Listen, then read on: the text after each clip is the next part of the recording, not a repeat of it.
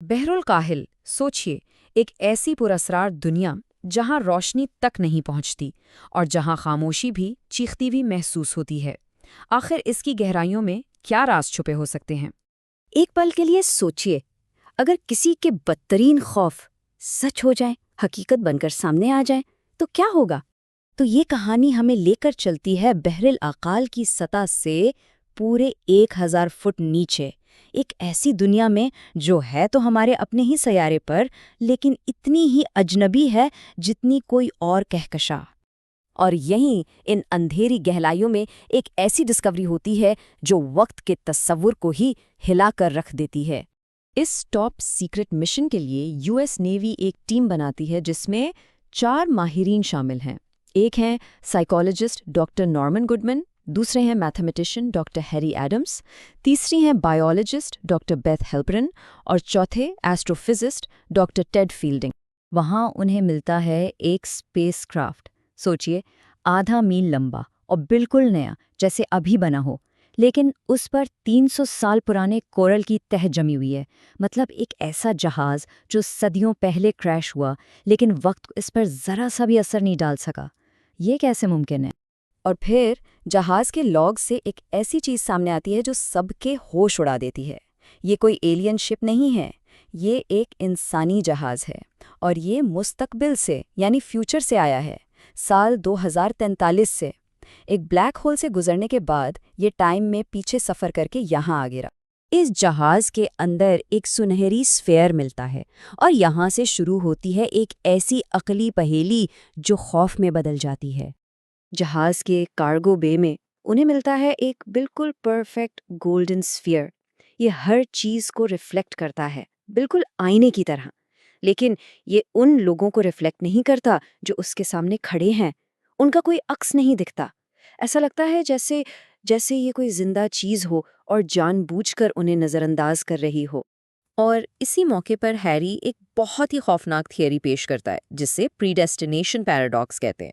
وہ کہتا ہے، سوچو، فیوچر شپ کے لاگ میں بلیک ہول کو ان نون انٹری ایونٹ کیوں لکھا ہے؟ اس کا مطلب یہ ہے کہ اس مشن کے لوگ کبھی زندہ واپس جا کر کسی کو بتا ہی نہیں پائے کہ وہاں کیا ہوا تھا۔ اگر وہ بتا دیتے تو یہ ایونٹ ان نون تھوڑی نہ رہتا۔ مطلب ان کی قسمت پہلے سے ہی لکھی جا چکی ہے اور وہ سب یہی مرنے والے ہیں۔ ابھی وہ اس خوف سے نکل بھی نہیں پاتے کہ ایک نئی انجان مخلوق اپنی موجودگی کا احساس دلانا شروع کر دیتی ہے، اور معاملہ اور بھی الجھ جاتا ہے۔ ہیری آگے بڑھ کر اس اسفیئر کو چھو لیتا ہے اور فوراً ہی بے ہوش ہو کر کوما میں چلا جاتا ہے۔ اور اس کے ٹھیک بعد ایک عجیب حادثہ ہوتا ہے۔ ایک ٹیکنیشین کو اچانک جیلی فش کا ایک جھنڈ مار ڈالتا ہے، اور سب سے عجیب بات یہ ہے کہ جیلی فش نارمن کا سب سے بڑا خوف تھا۔ اس کے بعد ان کے کمپیوٹر پر بائنری کوڈ میں میسیجز آنے لگتے ہیں۔ ہیری انہیں ڈی کوڈ کرتا ہے تو ایک سمپل، بالکل بچوں جیسا پیغام سامنے آتا ہے۔ لکھا ہوتا ہے، ہیلو، میرا نام جیری ہے۔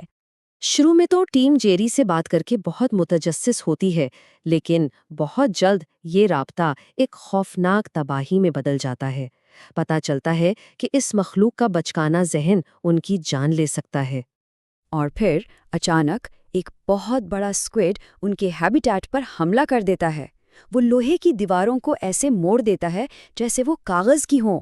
سب کچھ اتنی تیزی سے اور اتنی شدت سے ہوتا ہے کہ کسی کو سنبھلنے کا موقع ہی نہیں ملتا۔ اس حملے کے فوراً بعد ہیبیٹیٹ میں آگ لگ جاتی ہے۔ ہر طرف افراتفری اور موت کا منظر ہے، اور کریو کے مزید لوگ اس میں مارے جاتے ہیں۔ اس ساری تباہی کے بعد اس ملبے کے ڈھیر میں اب صرف 3 لوگ زندہ بچے ہیں، نارمن، بیتھ اور ہیری۔ اور پھر جب سب کچھ ختم ہوتا دکھ رہا ہے، اس خوف کی اصل وجہ سامنے آتی ہے۔ اصل قاتل وہ شروع سے ہی ان کے بیچ انہی کے ساتھ موجود تھا۔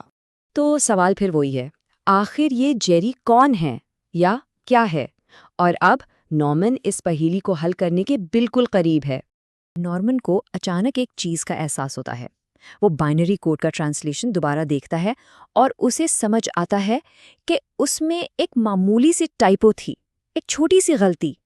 نام JARRY نہیں تھا، وہ نام تھا HARRY۔ تو اب ساری تصویر صاف ہو جاتی ہے۔ کوئی ایلین تھا ہی نہیں، وہ اسفیئر، وہ انسان کے لاشعوری خیالات کو حقیقت بنانے کی طاقت دیتا تھا۔ جیری دراصل سوتے ہوئے ہیری کا اپنا لاشعوری ذہن تھا۔ وہ سارے حملے، وہ جائنٹ سکویڈ، وہ آگ، وہ سب ہیری کے خوفناک خواب تھے جو حقیقت بن گئے تھے۔ اور سب سے خوفناک بات، اب یہ طاقت تینوں زندہ بچنے والوں کے پاس ہے۔ تو اب جب ان تینوں کے پاس ایسی طاقت ہے جو خیالوں کو حقیقت بنا سکتی ہے، انہیں ایک آخری اور شاید سب سے مشکل فیصلہ کرنا ہے۔ جیسا کہ نورمن کہتا ہے، ہم غلط ہاتھوں میں ہیں۔ انسانیت ابھی اس طاقت کے لیے تیار نہیں ہے۔ انہیں یہ احساس ہو جاتا ہے کہ وہ چاہے کتنے ہی اچھے اور ذہین لوگ کیوں نہ ہوں، وہ ایسی طاقت کو کنٹرول نہیں کر سکتے۔ کوئی نہیں کر سکتا۔ اس لیے وہ ایک فیصلہ کرتے ہیں کہ ان کی یادیں، اس اسفیئر کی یادیں دنیا کے لیے بہت خطرناک ہے، لہٰذا وہ اپنی اس ملی ہوئی طاقت کو آخری بار استعمال کرتے ہیں، خود سے یہ ساری یادیں مٹانے کے لیے۔ اور جیسے ہی وہ سب کچھ بھول جاتے ہیں، وہ اسفیئر سمندر سے نکلتا ہے اور خلا میں غائب ہو جاتا ہے۔ اور یہ کہانی ہمیں گہرے سوال کے ساتھ چھوڑ جاتی ہے۔ کیا انسان کی سب سے بڑی طاقت ہر چیز کو یاد رکھنے کی صلاحیت ہے، یا پھر کچھ چیزوں کو بھول جانے کی؟